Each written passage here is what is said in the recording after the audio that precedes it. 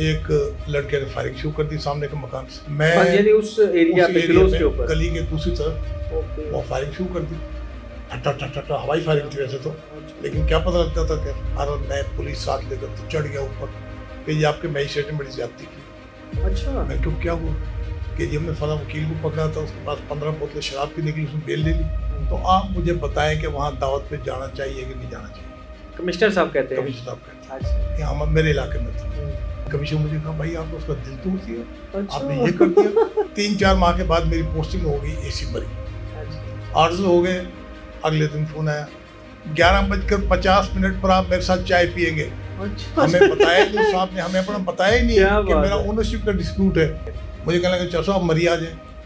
अच्छा, नवाज शरीफ साहब कहते हैं। हाँ, और मैं कहा जी मैं पहले ही आपके पास।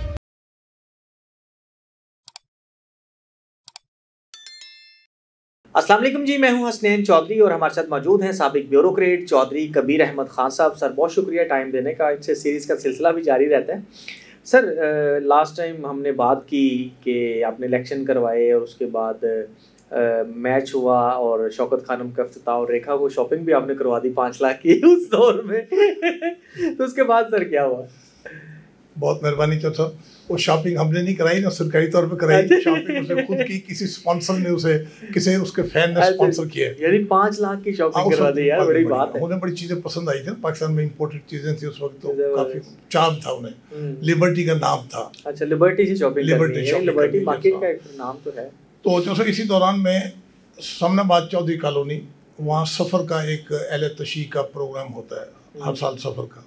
ये मेरी चौथी मुहर्रम ड्यूटी थी बीइंग AC मॉडल टाउन। यानी चौथा मुहर्रम। 4 साल हो गए। 4 साल हो गए तकरीबन। इलाके में सिर्फ साहब उस दिन उसके पास थाना, उसकी ड्यूटी लगी थी भावलपुर हाउस। लिटन रोड भी उनके पास था और समनाबाद भी उसके पास था। तो उलमाए कराम का एक जुलूस निकला था, गोरा हाउस तक जा रहा था। मैजिस्ट्रेट साहब को वहाँ मैंने भेजा, उनके साथ ड्यूटी पर थे।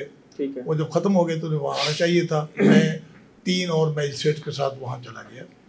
वहाँ एक अच्छे मोअज़्ज़ज़ शख्स हैं, उसकी कंडीशन होती थी अगर ड्यूटी देनी तो मेरे घर आपने आना है। अच्छा। और खाना यहाँ खाना है। अच्छा। हम कहते हैं कि चाय वाय पियेंगे, नहीं जी नहीं, मैंने बैठक फिर खोलनी है, खाना यहीं खाना है। क्या बात। हमने कहा ठीक है। वो ताल्लुकात की वजह थोड़ा बहुत, क्योंकि लोग इज्जत करते थे ना, लोग इज्जत भी करते थे।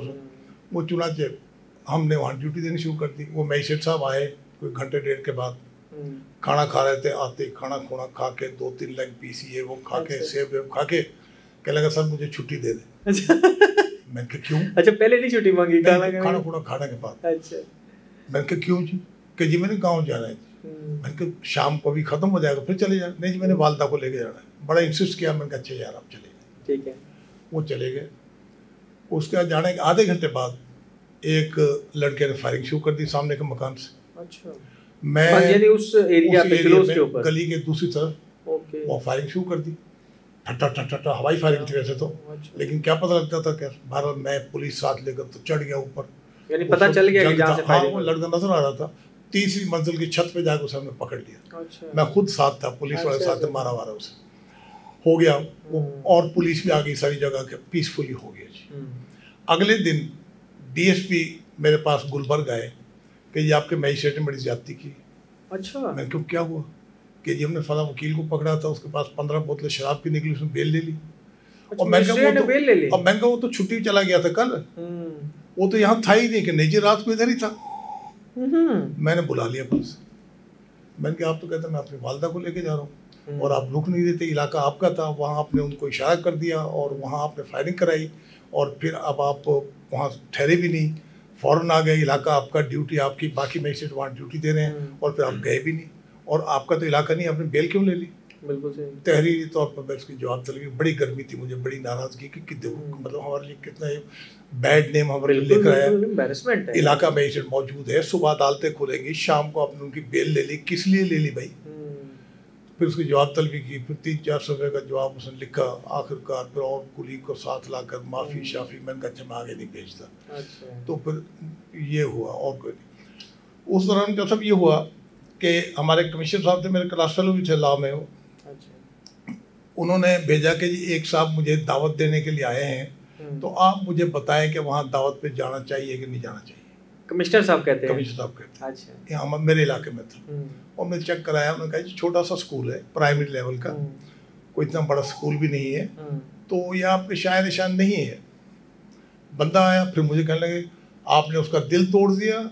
अच्छा। आपने ये क्यों कह दिया कि मैं नहीं आऊँगा, मैं फला नहीं आऊँगा, ये नहीं। मैंने कहा उसे बता दिया वहाँ, नहीं नहीं नहीं नहीं ये तो गलत कर दिया आपने, फला कर दिया। जिस बंदे ने बुलाया था वो कहते हैं या कमिश्नर कहते हैं? उसने कहा, कमिश्नर मुझे कहा ना। अच्छा। कि आपने उसे क्यों कह दिया। मैंने वहाँ जाकर कहा, मैंने कमिश्नर का यहाँ क्या काम है, क्यों नहीं आएंगे। उन्होंने जाकर फिर उनसे कह दिया। फिर कमिश्नर मुझे कहा भाई आपने उसका दिल तोड़ दिया। अच्छा। आपने ये कर दिया।